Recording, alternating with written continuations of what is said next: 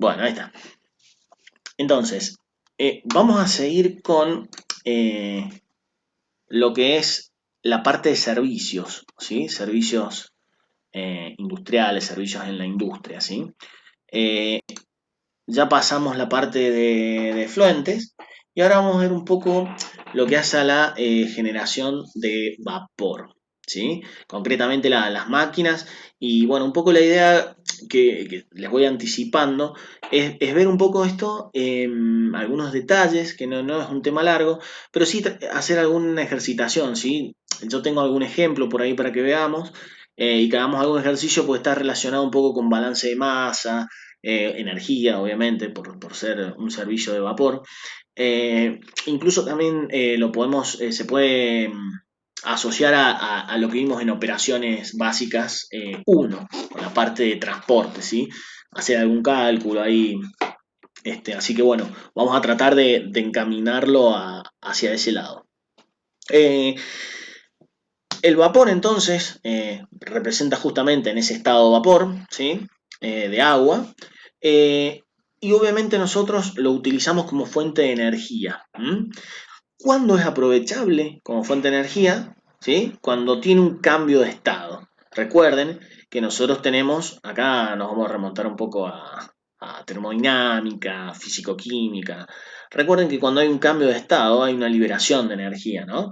Es un cambio, es un calor de tipo latente. Recuerden, un cambio de estado lleva un cambio latente. Un cambio sensible, simplemente un aumento de temperatura sin cambio de estado. Entonces, bueno, los mayores aprovechamientos de energía son durante los cambios de estado, ya después veremos un poco de tecnología de frío, obviamente que ahí también aprovechamos la evaporación, ese cambio de estado, para que absorbe en ese caso energía el fluido, que se la quita, le quita ese calor al alimento. Pero en este caso, al tener se considera una fuerza de energía, una fuente de energía, perdón, justamente al realizarse el cambio de estado, a vapor. La energía entonces desprendida, ¿sí? Con esa condensación del vapor, se utiliza para aumentar la temperatura, ¿sí? De un alimento, por ejemplo, ¿sí? Entonces, como yo les decía, en este caso es el caso inverso al frío, que lo veremos más adelante, ¿sí? Vamos a condensar, ¿sí? Utilizamos la energía que se está desprendiendo en ese fenómeno de cambio de fase para aumentar la temperatura de otro fluido. El vapor, obviamente, lo que hace es suministrar energía, ¿sí? Y transformar el agua de su estado líquido a estado de vapor. Entonces, ya vamos a ver también que hay unos sistemas para recuperar también que son muy utilizados como para lograr un máximo aprovechamiento de la energía. Pero básicamente ese es el sentido. El equipo básico que vamos a utilizar acá son las calderas, ¿sí? Eh, nosotros ya vimos intercambio de calor en operaciones 2, y en ese sentido hay muchas cosas similares, ¿no? Porque es justamente un intercambio de calor indirecto el que hay. Así que bueno, hay que aprovechar un poco eso que vimos para este tema, ¿sí? Ahí tienen, bueno, un poquito, ahora vamos a ir viendo bien los esquemas, pero bueno, un poco para que vayan viendo la pinta, ¿no? Que tiene una caldera, pueden ser muy grandes o más chiquitas incluso, ¿sí? Y la función de este equipo, ¿sí? Es justamente transferir energía. Lo va a hacer en forma de calor, ¿sí? Por combustión, ¿sí? Para combustión necesitamos un combustible, obviamente, ¿sí? Para generar el vapor necesario. Por eso son, como les decía, está dentro de lo que son instalaciones de vapor, generación de vapor más que nada. Acá importante, bueno, ya vamos a la clasificación, importante es que los mecanismos de transferencia de calor, ¿sí? Yo les decía que se remontaran a esas operaciones básicas que vimos con la parte de intercambio de calor, porque bueno, los tres mecanismos sí de transferencia de calor son los que se ponen en juego acá nuevamente: conducción, convección y radiación, ¿sí? Ley de Fourier, ley de enfriamiento de Newton, ley de Stefan Boltzmann, ¿sí? Recuérdenlo. Son las tres leyes que están en juego en este intercambio. Hay varias clasificaciones, ¿sí? Por ahí la que más utilizamos es la primera, por eso está acá en primer término, pero no es la única. Fíjense que es de acuerdo a la disposición de fluido, acuotubulares o de tubos de agua, ¿sí?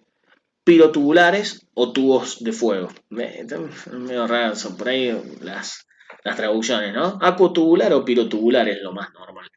Eh, pero también se puede hacer acorde al arreglo, ¿no? La circulación que tenga el fluido, natural o por diferencia de densidades, que sería, o forzada. ¿M? Diferencia de densidades entre los fluidos que están en el interior del equipo, ¿no? A eso se refiere. También puede ser de acuerdo a la operación, bueno, manual, semiautomática o automática.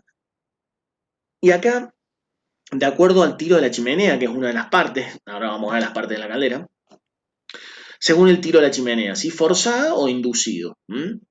Por su construcción mecánica y la forma de operación que tiene, ¿sí? Y obviamente también según la presión, ¿sí? Baja, media o alta, fíjense, para que tengan una idea de las presiones que manejan, ¿sí? 20 kilogramos por centímetro cuadrado hasta 65 kilogramos por centímetro cuadrado. No quiere decir que quede ahí, ¿sí? Hay de más. Pero bueno, también hay que tener en cuenta que la industria alimenticia ¿sí? No, probablemente no tenga requerimientos tan altos. ¿Sí? Siempre depende de lo que uno está haciendo, pero en general nos vamos a manejar con esto. Yo bueno, para que lo vayan, lo vayan teniendo en cuenta. Ahí está. Bien, les había dicho que íbamos a hacer un repaso de los componentes, ¿no? De la caldera. Fíjense, el lugar donde se va a desarrollar ¿sí? La reacción, o sea, la combustión, hogar o cámara de combustión, ¿sí? Se va a producir específicamente la reacción, ¿sí? La reacción química de combustión. Combustible, comburente, ¿sí? Se necesita oxígeno, bueno, y se produce la reacción de combustión. Eh, Está el tambor de vapor o domo principal, ¿sí? Es una pieza cilíndrica, ¿sí? Es la que uno normalmente ve cuando ve la caldera, ¿sí? El cilindro grandote. Es el domo principal entonces, y lo que va a generar es justamente la producción de vapor, que es para lo que sirve el equipo, ¿no? Por eso el elemento principal, ¿sí? Y su construcción mecánica, su disposición hace que se lleve el control químico del agua y la calidad del vapor, ¿sí? Porque no es simplemente un equipo que me va a generar vapor, sino que yo tengo que ver la calidad de vapor que va a entregar y en eso influye mucho el tratamiento del agua, ¿sí? Eso después probablemente lo veamos, lo veamos después, ¿sí? Obviamente necesitan productos químicos para el tratamiento de aguas de caldera, ¿no? Ablandarla, bueno, un montón de cosas. Ya después lo vamos a ver a eso. Bueno, el quemador, ¿sí? Puerto hogar o quemador, es más común el quemador decirle, ¿sí? Justamente, normalmente suele tener ladrillo refractario, ¿sí? Justamente, parece como si fuera un hogar, ¿no? Y lo que yo voy a introducir ahí es el combustible, ¿sí? Y generar lo que es el control de la llama, ¿sí? El control del fuego.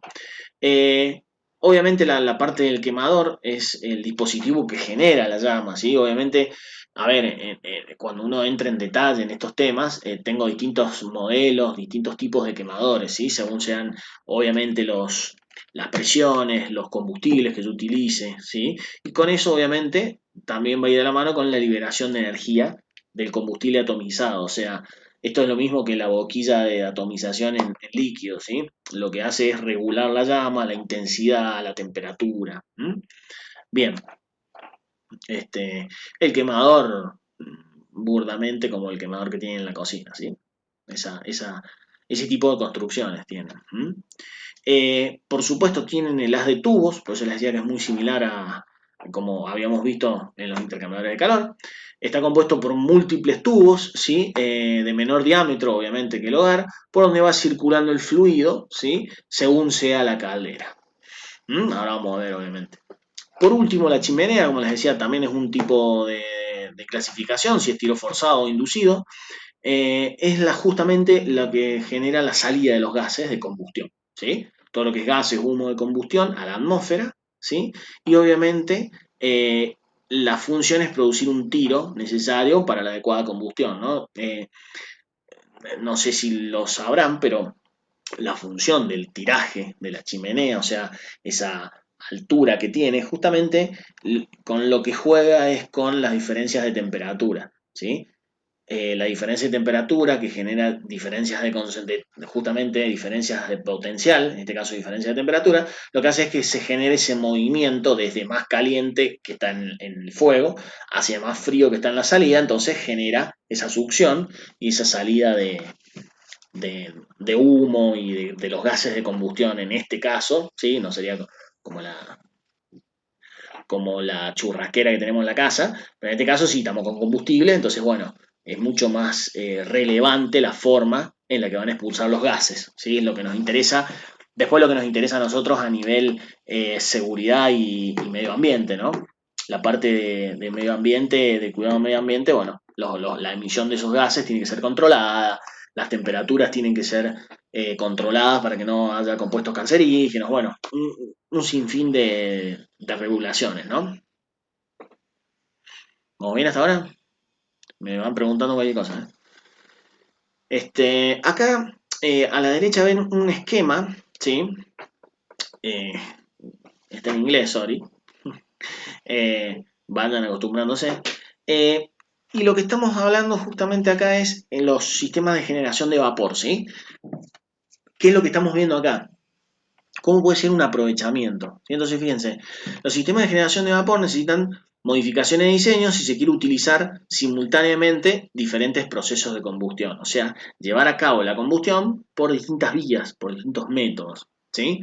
Eh, lo bueno es que pueden tener un sistema de cogeneración, como dice ahí, ¿sí? Entonces, ¿qué es lo que ven acá, ¿sí? Estos precios que ven ahí a modo de ejemplo, ¿sí? Ustedes pueden ir haciendo un mix, entonces decir, a ver, bueno, acá en Argentina por ahí lo sentimos mucho, ¿no? Cuando está más caro el gas natural, cuando está más cara la energía, cuando está más caro el combustible, ¿sí? Entonces, bueno, uno puede ir haciendo un mix y así generar esa simbiosis, ¿no? Ese efecto sinérgico, de decir, bueno, hacemos una cogeneración de vapor, utilizamos dos combustibles distintos para generar la combustión necesaria para que la caldera funcione. Eso es en definitiva lo que estamos hablando. Entonces, fíjense, lo que hace esta tecnología de generación de vapor, obviamente tiene su diseño, su instalación y no es una pavada, utiliza el vapor procedente de materiales de desecho, por ejemplo, para generar energía eléctrica. O sea, incluso con nuestros propios afluentes, con nuestros propios desechos sólidos, más que nada, podemos generar esto, ¿sí? Además de como fuente de vapor para su utilización en operaciones de proceso. O sea, con materiales de desecho generamos energía eléctrica, o sea que podemos alimentar ciertos sectores de la planta incluso con esa energía eléctrica, y además como fuente de vapor. Un porcentaje significativo de la demanda total de energía eléctrica puede producirse a partir de los propios residuos, ¿sí? Entonces, por eso yo les decía eh, la importancia de estos sistemas. Cuando hablamos de Fuentes, ¿se acuerdan cuando vimos las lagunas? Que yo les decía que las anaeróbicas tenían una costra, una nata en superficie y se iban generando gases. No sé si estaban despiertos en ese momento, que les dije que muchas veces se saca un caño por abajo y se utilizan los gases, esos gases, metano por ejemplo, bueno, se pueden utilizar para este tipo de aplicaciones, ¿sí? O sea, yo voy utilizando los gases y demás que tengo a partir de los desechos para generar y auto abastecerme, ¿sí? Eso generalmente lo hacen empresas que tienen muy buen nivel, que tienen muy buena tecnología y el aprovechamiento de los recursos, ¿sí? Porque si bien, a ver, es obvio, suelen ser inversiones grandes, digo, no es que esto voy mañana a la empresa, chicos, pongamos una regeneración de vapor, a ver, son caras, necesitan mano de obra, necesitan tecnología, pero hay retorno, ¿no? Hay que ver después cómo son los números, pero hay retorno de esa inversión y a la larga hay menores costos operativos. Sí, recuerden que nosotros, bueno, hace unos años ya lo estamos sintiendo, pero hace 20 años más que las empresas en otros países donde la energía es cara, operan fuera de los horarios picos, ¿sí? Operan en turnos de nocturnos, a la madrugada, ¿sí? Donde el costo de la energía es más barato. ¿sí? Por lo tanto, bajan los costos de producción, ¿sí? Utilizan esas franjas horarias en la cual la energía es más limpia, ¿sí? Entonces, bueno, tengan en cuenta que estos sistemas, si bien suelen ser costosos, implican un cambio tecnológico, bueno, a la larga terminan siendo rentables y les permite a ustedes también independizar la empresa, ¿sí? Porque hoy en día por ahí son altos los costos, ¿sí? De operación de una fábrica. Entonces, bueno, uno tener esa libertad de decir, miren, nosotros funcionamos con un 30% autosuficientes, bueno, los va independizando y les genera una diferencia, ¿no? Con la competencia muchas veces. Siempre hay que tener en cuenta eso, ¿sí? A ver, yo sé que esto no es ingeniería, nosotros en ingeniería siempre lo recalcamos.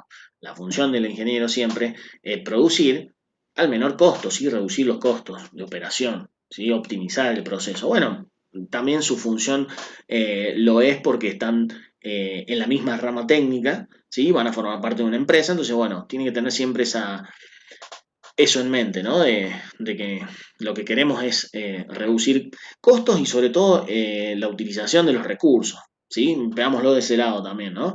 Utilizar menos recursos, ¿sí? Bien.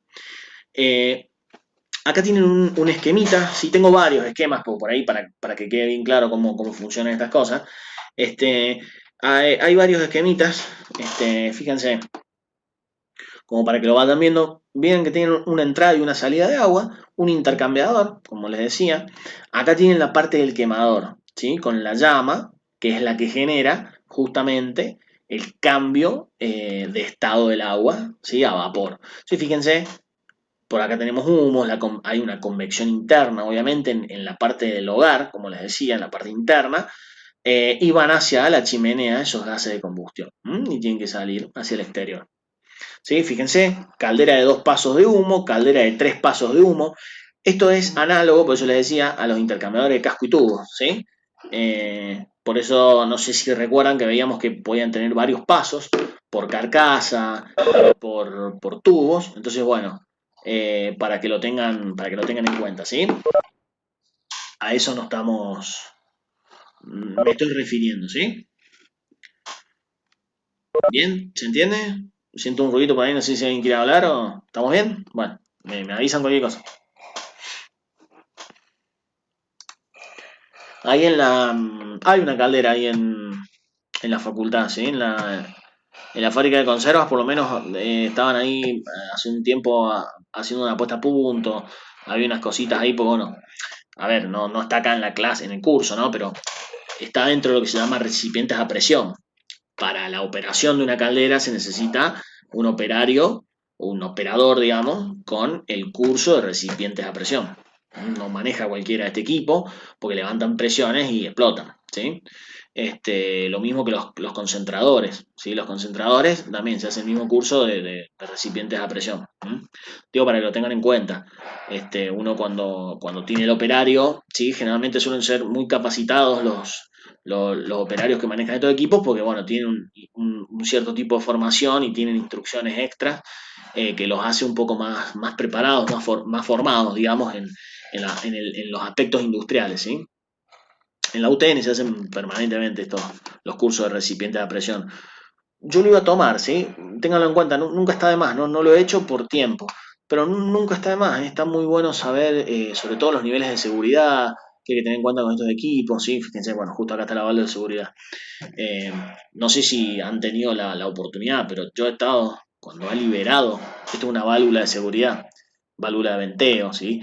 Se liberan cuando hay una presión excesiva para que salga la presión del equipo y no reviente. Yo he estado cuando se ha liberado esta válvula en la fábrica y estaba a 50, 60 metros y casi me revienta los oídos. Parecía una explosión nuclear y es una caldera, y no una caldera grande, la que había ahí. No se imaginan el bramido que hace. Y tuvo un minuto, más o menos, venteando. Si no venteaba, explotaba. Menos mal que liberó la válvula. Pero no se dan una idea del ruido que hace y el peligro que tiene estos equipos. Las resinas de intercambio también, bueno, son equipos que generan, que levantan presiones, entonces, bueno, Hay que estar formados, en definitiva, ¿no? Hay que tener conocimiento y está muy bueno, como yo siempre recomiendo. Primeros auxilios también, todas cosas que uno cuando está en el ambiente industrial debe conocerlo, ¿sí? Sobre todo RCP, heridas de corte, ¿sí? Ha pasado por ahí que vuela un dedo, entonces bueno, hay que estar ahí un poco preparado. Siempre es una recomendación. Este, bueno, como les decía, acá tienen un poco el esquema, ¿sí? Si bien se ve el esquema interno de la caldera, que más o menos lo estuvimos viendo, como les decía, parece ese haz de tubos, como el intercambiador de tubo y coraza que vimos en operaciones 2, pero acá tienen, como les decía, un poco las partes externas, ¿no? Con la parte de control, ¿sí? Fíjense el manómetro de vapor, ¿sí? Acá les está diciendo la presión interna de la caldera, como les estaba diciendo recién, importantísimo. Ya vamos a ver algunas cositas, algunas tablas de vapor, no se van a salvar de si se acuerdan de las tablas de vapor, bueno, algo vamos a ver de eso. Está el comando, ¿no? El tablero de control para manejar el equipo. El quemador, en este caso Low Nox, es porque es de una marca en particular, la caldera, ¿sí? Entonces, bueno, un tipo de quemador. Bueno, las bases son, obviamente, están amuradas al piso, digo, tienen eh, un procedimiento para su instalación, ¿sí? No es que viene, la dejo, te hago una ruedita, la dejo y me voy. Las válvulas de purga, obviamente, para todos los sedimentos que van quedando, por eso les decía que el pretratamiento del agua es muy importante, porque si yo meto un agua acá que no está ablandada, o sea que tiene carbonato, sulfato, se van incrustando en los tubos. Bueno, ya hablamos en su momento, recuerdan de lo que es el ensuciamiento en las paredes de los tubos para intercambio de calor. Bueno, es justamente eso. Lo que tratamos es de evitar las impurezas en el agua para generar menor sedimento y menores incrustaciones en los equipos. Bueno, acá como les decía, la parte del hogar tiene, generalmente suelen tener ladrillo, algunas, entonces tiene ese concreto refractario, o ladrillo o concreto refractario, justamente para mantener ese calor. Bueno, las puertas, los aislantes, bueno, las cubiertas de acero inoxidable, ¿sí?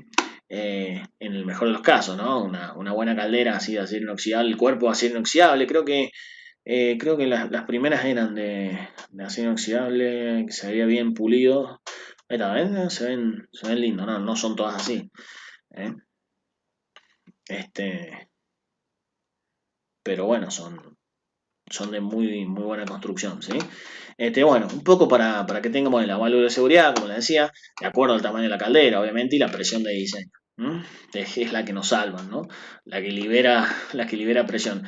La válvula de asiento, o sea, generalmente son válvulas de asiento, ¿sí? O sea, tienen como un resorte con un asiento que a partir de cierta presión se levanta. O sea, vence el resorte la presión y libera el gas, el vapor. ¿Mm? Y nos salvamos. Se puede correr también, pero bueno, no suelen llegar. Este, bueno, como les había dicho, por lo menos hablamos de esto y descansamos un ratito, porque hablo yo solo y me canso. Me tengo que probar el mate. Las calderas podían ser acotubulares o pirotubulares, ¿sí? Según su funcionamiento, ¿no? La pirotubular, ¿sí? Fíjense, está justamente para aprovechar los gases de recuperación, ¿sí? O sea, está más diseñada para una buena recuperación. Ahora vamos a ver ventaja y desventaja de cada una y, bueno, cuál se utiliza más en la industria alimenticia, ¿eh? Que es la otra, ya se los adelanto. Pero bueno, esta está más que nada, sí, diseñada para un mejor aprovechamiento. Tiene, bueno, cilíndrico, obviamente, de vuelta en la construcción, como ya la vimos viendo, ahí tiene un corte, un esquemita, pero es simplemente para mostrar las de tubos. Un cilindro horizontal, ¿sí? Tienen un paquete, el haz de tubos multitubular, como les decía, y una cámara superior de formación y acumulación de vapores, ¿sí? Que va por acá arriba. Eh, Fíjense, ¿por qué se llama pilotubular? Porque miren, el hogar y los tubos están completamente rodeados de agua, ¿sí? La llama se forma en el hogar pasando los humos por el interior de los tubos, ¿sí? De los pasos siguientes y finalmente se conducen hacia la chimenea. Que la chimenea suele estar en esta parte o en esta parte según el diseño, ¿sí? Siempre en la parte de arriba obviamente. Y finalmente, bueno, van a la chimenea, ¿sí? ¿Qué desventaja tiene? Una elevada pérdida de carga, ¿sí? en los humos. ¿Por qué? ¿Por qué se llama pirotubular? Porque es humo, ¿sí? Fuego, llamémosle en una primera instancia, la que está pasando por los tubos. Y el agua está en la parte externa. O sea, es como que están sumergidos en agua los tubos. ¿Qué es lo bueno? Son muy fáciles de construir, ¿sí? Son muy sencillas, digamos. Son fáciles de inspeccionar, ¿sí? Su reparación y limpieza. Tiene un alto peso, bueno. La puesta en marcha es lenta, esto siempre yo lo aclaro.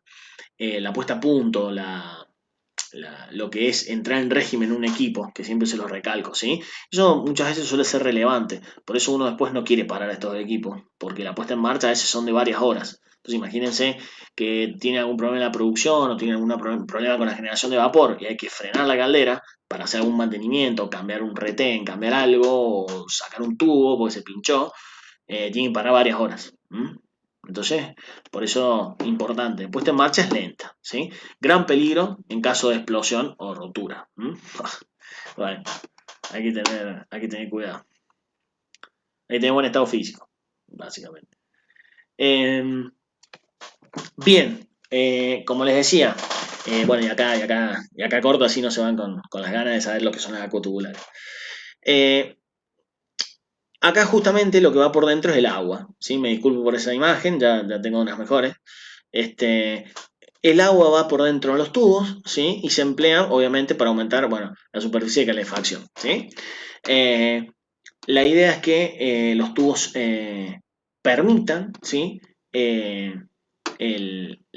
una mayor temperatura del vapor, ¿sí? Que salga justamente por la parte alta, o sea que la mayor temperatura esté arriba para terminar saliendo, ¿sí? Por la chimenea, para justamente que haya un ingreso natural del agua más fría por la parte más baja, o sea, generar ese delta T a lo largo del equipo, ¿sí? Que la temperatura más alta esté hacia arriba, que es la salida ya, y por la parte de abajo, que es el ingreso, esté más fría, ¿sí? La llama, bueno, se forma justamente en un recinto, ¿sí? De las paredes tubulares, ¿sí? Que configuran la cámara de combustión. Soporta muchas más presiones, también la hace más peligrosa, es más cara. Pero a ver, nosotros por ahí lo que queremos es más presión para tener mejor vapor, ¿sí? Mejor calidad de vapor y mayor disponibilidad, mayor caudal. Vamos a ver un poco esas cuentitas, ¿no? Pero justamente es lo que yo muchas veces estoy buscando. Un mayor, un mayor caudal de vapor y una mejor calidad. Eh, Fíjense que tiene problemas de suciedad en el lado de agua y menor inercia térmica. ¿Qué quiere decir esto? Tiene problemas de suciedad porque ahora estoy mandando el agua por los tubos, ¿sí? Antes, si recuerdan un poco las clases de operaciones 2, recuerden que esto va ensuciando. Entonces, si yo ensucio por la parte de afuera, es más fácil de limpiar por la parte de afuera de los tubos. Cuando ensucio por dentro de los tubos, porque el agua en este caso va por dentro y las incrustaciones quedan por dentro de los tubos, tengo que meter esos limpiatubos, ¿sí? Que son como, como caños con cepillos, digamos, y limpiar por la parte de adentro, ¿sí? Entonces, bueno, son más complicadas, su mantenimiento es más complejo, ¿sí? Eh, y tiene una menor inercia térmica justamente por lo mismo, porque el fluido ahora, el agua, tiene que ir por los tubos, hay mayores caídas de presión, hay que vencer más rozamiento, entonces bueno, la inercia es menor. La inercia térmica, por consiguiente, como resultado de menor velocidad, también es menor. Eh, Acá, como les decía, era muy utilizada en centrales eléctricas y otras instalaciones, logrando un menor diámetro y dimensiones totales, una presión de trabajo mayor. O sea, les dan a ustedes una capacidad mayor. Como les decía, estas son las más utilizadas para las industrias alimenticias hoy en día, ¿sí? Fíjense, el tiempo de arranque a su presión de trabajo es mínimo. O sea, poner en régimen, arrancar a la producción de vapor a la temperatura que yo necesito, o sea, que esté en régimen, es mínimo. O sea, arranca muy rápido. Y eso nos hace ahorrar tiempo, y el tiempo es dinero, como dice la frase, ¿no? El vapor que produce la caldera de tubos, sí, es un vapor seco, ¿sí? Entonces, es mucho mejor aprovechable, ¿sí? En los equipos de transmisión de calor por una cuestión de fenómenos, ¿no? Fenomenológica. Recuerden fenómeno de transporte, si no peguen una leguita, lo deben tener en la mesita de luz al ver, peguenle una miradita y cualquier cosa lo charlamos. Este, la caldera de tubos tiene una ventaja, ¿sí? De trabajar a altas presiones, ¿sí? Dependiendo, bueno, del diseño llegan hasta 350, ¿sí? PSI. Se fabrican en capacidades de 20 HP hasta 2000 HP, o sea, son interesantes las potencias que desarrollan y los consumos, obviamente. Eh, Fíjense que esto es importante, por el diseño y la forma de fabricación, eh, es una caldera inexplosible. ¿Qué quiere decir? Que no suelen explotar, o sea, se rompen, se suelen hinchar incluso, pero no salta por todos lados, no es que se van a clavar un tubo en la frente, ¿sí? Eh, Tiene una muy buena eficiencia térmica, ¿sí? Fíjense, 3, 4 y 6 pasos dependiendo de la capacidad, o sea, el arreglo de tubos internos permite 3, 4 y hasta 6 pasos, ¿sí? Trabajan a mayores presiones y potencias, como ya les había dicho, y se usan para generar vapor de agua, como decía. Entonces, en la industria alimenticia, cuando yo genero vapor, bueno, tengo ciertas consideraciones. Tiene que ser estéril, tiene que ser de una calidad de apto uso alimenticio, ¿sí? Entonces, bueno, ya después hablaremos, se utilizan una serie de filtros, digo, no, ya no es lo mismo, pero bueno, es muy importante el sistema que yo voy a utilizar para la generación de vapor. Este, Fíjense, acá tiene un esquemita, ¿sí? Un poquito del funcionamiento interno, ¿sí? Fíjense que tiene la línea de alta temperatura, la línea de baja temperatura, tiene el aire primario que ingresa, ¿sí? a la caldera, los gases de combustión que van dejando, fíjense, los vamos sacando por la parte baja. Bueno, hay aire, obviamente, neumático, o sea que viene con compresión, ¿sí? Hay un vapor sobrecalentado, ya vamos a hablar de justamente estas nociones eh, de presión entalpía, vamos a ver, ¿no? De presión entalpía, así que vamos a ir retomando algunos de esos conceptos y ajustando unas cositas, ¿sí? Como para ir viendo qué se hace acá.